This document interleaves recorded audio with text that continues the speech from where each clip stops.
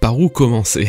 C'est d'une difficulté extrême que de commencer un texte pour écrire une review suite à un tel chapitre. Vraiment. Et puis d'un côté, j'ai une espèce de pression, parce que c'est un moment spécial pour One Piece et sa communauté, mais je n'ai strictement rien envie de faire. Je n'ai pas envie de faire une vidéo de commémoration, une vidéo hyper spéciale pour fêter l'histoire de cette œuvre ou que sais-je encore. Non, j'ai seulement envie de parler en toute simplicité comme le putain de fan que je suis et non comme le youtubeur. Car ce chapitre était justement très simple et c'est ce que j'aime, une véritable perfusion de hype, droit dans les veines, là où tu peux juste débrancher ton cerveau et apprécier la dinguerie qui se passe devant tes yeux. D'un autre côté, le putain de fan que je suis ne peut s'empêcher d'analyser un minimum puisque c'est aussi mon kiff, donc ne vous inquiétez pas, vous aurez aussi votre dose de théorie. Bon, quoi qu'il en soit, vous l'aurez compris, aujourd'hui review de l'incroyable et tant attendu chapitre 1000 de One Piece. Incroyable non seulement car nous venons de le vivre tous ensemble dans une hype défiant toute attente, mais aussi car tout ce que nous avons attendu depuis des années commence enfin réellement aujourd'hui. Le combat final de Luffy contre les empereurs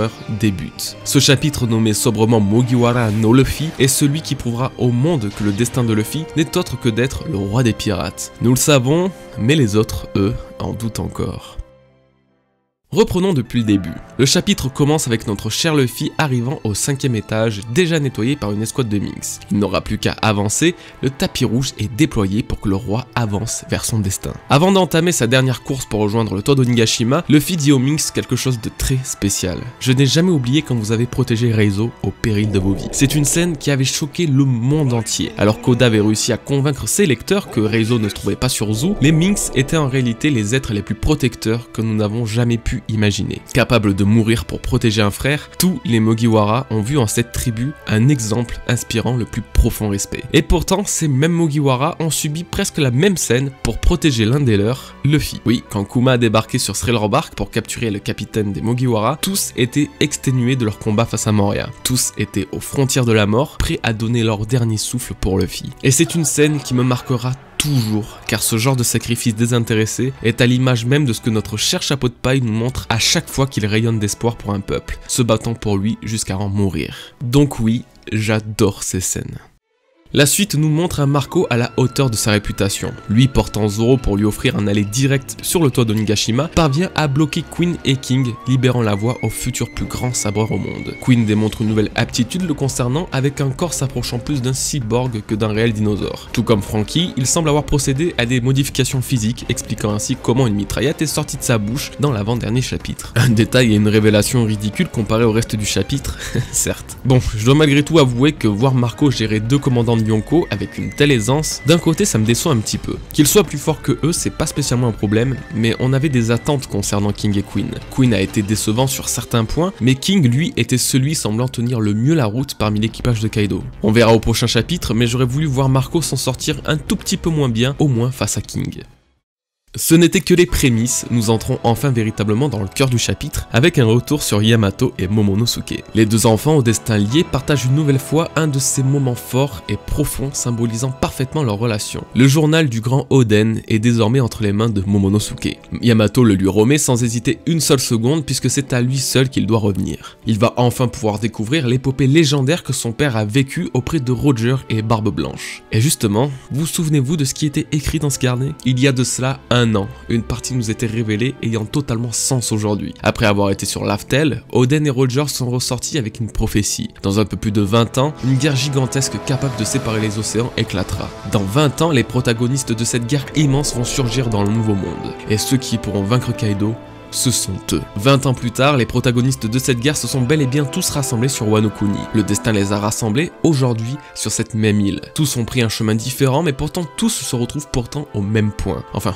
calmons-nous, ce sera un sujet traité un petit peu plus loin, oui on va en reparler, mais ce n'est pas le moment encore car un nouveau flashback entre Ace et Yamato fait surface, faisant suite à celui du chapitre 999 où la conversation entre les enfants de deux légendes continue. Ace a dévoilé le rêve de Luffy à Yamato, ce qui lui a valu un bug complet. Elle était subjuguée par ce qu'elle venait d'entendre, une conversation avec une symbolique incroyable faisant écho à une autre du chapitre 585, intitulée Coupe des frères de Sake. Car c'était pendant un échange de saké que Luffy, Ace et Sabo avaient dévoilé leur rêve le plus sacré, un rêve qui sculptera chaque centimètre de leur être plusieurs années après. Et cette scène précise, Oda l'a utilisée alors 2 fois sur Wano Kuni, ici même dans ce chapitre et dans le chapitre 966. Dans le chapitre 966, c'était Roger qui avait tenu des propos sûrement similaires à ceux de Luffy, on ne le saura toujours pas puisqu'ils ont été censurés également. Pourquoi chacun de ces passages doivent-ils être si mystérieux, chuchotés et cachés aux yeux de tous, et cachés aux yeux de nous, lecteurs, alors qu'en toute logique, Roger et Luffy sont censés dire « Je veux devenir le roi des pirates », comme ils le font à chaque fois. Déjà à l'époque, je ne pouvais m'empêcher de penser qu'Oda cherchait à nous cacher un autre message. C'est vrai après tout, Luffy répète son désir de devenir roi des pirates à tout le monde, face à chaque antagoniste de chaque arc. Alors pourquoi pas maintenant? Cacher ses paroles originales serait un brain de la part d'Oda, là où on pourrait se dire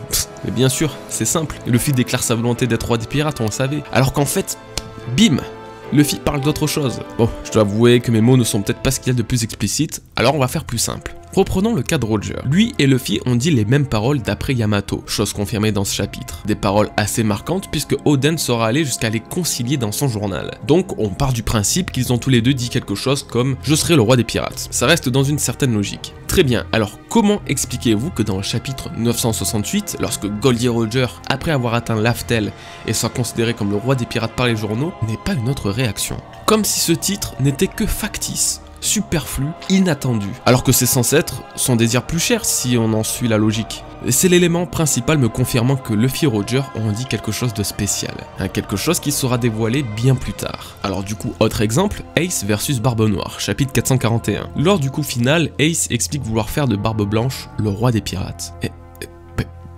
Pourquoi faire et dire cela alors que ça serait le rêve de son petit frère, le même rêve dont il interdit Yamato d'en rire? Et inversement, au chapitre 551, Sengoku révèle ouvertement que Barbe Blanche souhaitait faire de Ace le prochain roi des pirates. Du coup, on va pas se le cacher, ça rend le rêve hyper personnel et secret de Luffy beaucoup moins personnel et secret. Par ailleurs, être roi des pirates est un désir revendiqué par énormément de personnages dans One Piece, puisque oui, chaque personnage cherchant One Piece cherche également à être le roi des pirates. Bref, c'est bizarre, je peux me tromper, c'est sûrement le cas, mais j'arrive pas à m'enlever du crâne ce coup de maître que peut faire Oda, nous faisant croire qu'on sait ce que Luffy a dit par simple déduction logique, mais qu'en réalité ce soit quelque chose de totalement différent. Peut-être que ça nous rapprocherait trop de l'origine même de Luffy, peut-être que ça a un lien avec sa réincarnation de Joy Boy, ou un autre personnage a déjà dit quelque chose de similaire. Bref, en tout cas j'ai du mal à croire que le désir de devenir roi des pirates puisse autant ébahir Oden, Ace et Yamato, et laisser de marbre des dizaines et des centaines d'autres personnages. Pour continuer rapidement sur le flashback Ace et Yamato, avant de parler de l'affrontement des rois qui nous attend plus loin, on découvre que Yamato est à l'origine de la vive card qu'Ace a donnée à Luffy durant l'arc d'Alabasta. Oui, c'est cette même vive card qui aura accompagné quasiment la moitié des aventures de Luffy, de sa première rencontre avec Ace après avoir pris la mer jusqu'à la mort de celui-ci. Yamato et Ace se sont finalement séparés dans cette fin de flashback.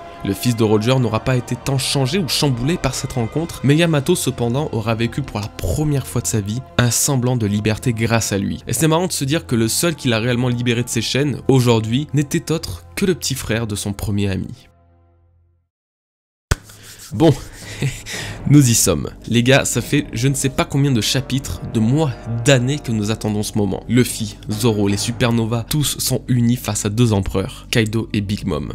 Wow, c'est dingue. Un combat face à un empereur est déjà dur à imaginer, alors face à 2, j'espère que tout le monde a eu le même entraînement que Luffy. Le coup des 5 Supernovas face à Kaido, j'ai pas eu vraiment de mal à le prévoir, d'ailleurs même sans théoriser, ça restait relativement prévisible. Mais Big Mom aussi, waouh, là Oda t'es violent. En tout cas, les faits sont là. Ce sont eux qui vaincront Kaido. C'est dit et acté dans la prophétie du carnet d'Oden. Mais justement, que penser de Big Mom? Sera-t-elle elle aussi vaincue vu qu'elle n'est pas mentionnée dans cette prophétie? Sera-t-elle encore en état de combattre? Je sais vraiment pas à quoi servira Big Mom dans cet arc et pourquoi Oda a décidé de la rajouter. L'un des seuls intérêts que je vois est que ce soit un prétexte à mieux nous introduire le flashback des Rocks. D'ailleurs, s'il doit arriver, c'est quasiment le meilleur moment et je me demande même si les prochains chapitres ne seront pas consacrés aux Rocks et plus particulièrement sur l'apparition physique de Chebek.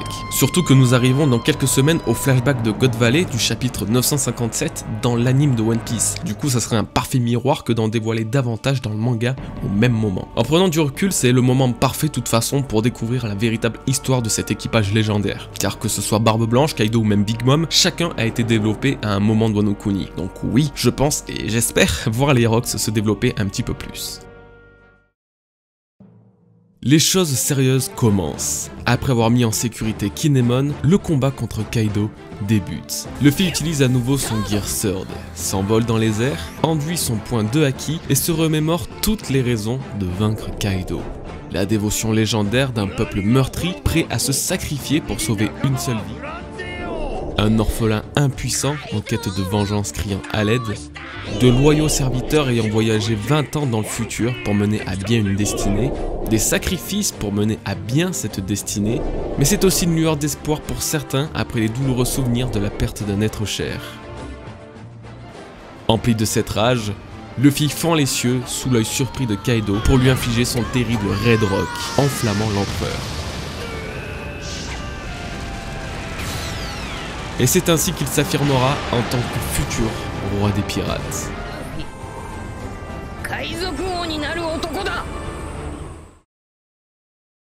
Basique, mais toujours autant efficace. Une chose m'a malgré tout perturbé, une chose que j'ai relevée durant ma reaction live et qui se trouve être cette toute petite case. Alors oui, il s'agit de Luffy, ça n'en fait strictement aucun doute, mais pas que. La façon dont il est dessiné, la position de la main, la forme du chapeau, c'est pas comme ça qu'Oda dessine Luffy. Celui qu'on voit là est nul autre que Joy Boy, car la carrure de celui qu'on voit est exactement la même que celui de la prophétie d'Otohime, sur l'île des hommes poissons, celui censé délivrer les hommes poissons et les ramener à la surface. Et c'est ce même Joy Boy qui est attendu par Oden pour réouvrir les frontières de Wano Kuni. Luffy est Joy Boy. Celui qui se tient face aux empereurs aujourd'hui est Joy Boy. Le garçon joyeux qui lèvera l'aube sur Wano et le monde entier. Cependant, même si c'est bien beau, poétique et tout ce qui s'ensuit, on ne peut pas éluder le fait qu'il s'agisse aussi d'une grosse référence à Shanks. Position de la main en prenant le chapeau, la cape, les cheveux, Luffy s'est bien inspiré de son mentor. Ce qui est intriguant, c'est que l'homme décrit dans la prophétie d'Otohime ressemble justement énormément à Shanks le Roux. Même carrure, même taille, même cheveux, sans compter le bras gauche semblant manquant. Qu'en penser? Eh bien, c'est impossible de se dire que Luffy ne sera pas le sauveur tant attendu, mais d'un autre côté, la ressemblance avec Shanks est vraiment choquante. Bon, en tout cas, ce chapitre se clôt d'une façon magistrale et le 1001 promet d'être absolument incroyable. Maintenant que nous arrivons à la fin de cette review, je voulais quand même donner mon avis global sur ce chapitre et sur le fait que ce soit le 1000e de One Piece. On avait tous théorisé sur ce qu'il aurait bien pu se passer, révélation, apparition ou que sais-je encore. Au final, rien de tout ça. Ça a été plutôt simple mais bien sûr terriblement efficace. Ça a été un chapitre absolument génial de One Piece, mais un chapitre 1000 qui aurait pu être meilleur. Car ce face-à-face avec les empereurs aurait dû commencer déjà plus tôt. Oda a énormément étiré ses derniers chapitres pour que cela corresponde au 1000e. Et sincèrement, même si j'ai vraiment adoré ce moment et que je l'ai trouvé légendaire, je pense que le chapitre 1000 aurait dû être le chapitre 967. Le flashback de Roger et Oden, l'arrivée sur Laftel, sa découverte du One Piece, quel autre putain de chapitre aurait pu mieux correspondre au 1000e? Là où le chapitre 1 commençait avec les mots de Roger, où le chapitre 1000 commençait également avec les mots de Roger, le 1000e aurait pu parfaitement clore les aventures du roi des pirates pour enchaîner avec celle de Luffy, le futur roi des océans. Mais bref, c'est pas pour autant que je crache dessus, bien au contraire, et je suis clairement heureux de vivre ce moment ranimant encore plus la flamme de One Piece en nous. Et bien voilà les bros, on arrive à la fin de cette courte review, mais qui a été sans doute l'une des plus naturelles que je n'ai jamais fait. Je n'ai pas pu développer un sujet en particulier car j'étais justement en train de faire une théorie censée sortir dans quelques jours, donc soyez patients. Je tenais vraiment à vous remercier des commentaires que j'ai pu recevoir sur ma dernière reaction live, ils m'ont vraiment fait chaud au cœur, je suis très heureux que vous continuez à m'accepter malgré mes réactions de pucelle. Bref, je pense qu'on ne se reverra pas d'ici la fin de l'année, alors je vous souhaite une très bonne année 2021 en avance, soyez très prudents et ayez tout le bonheur que vous méritez. Portez-vous bien les potos et à la prochaine, peace.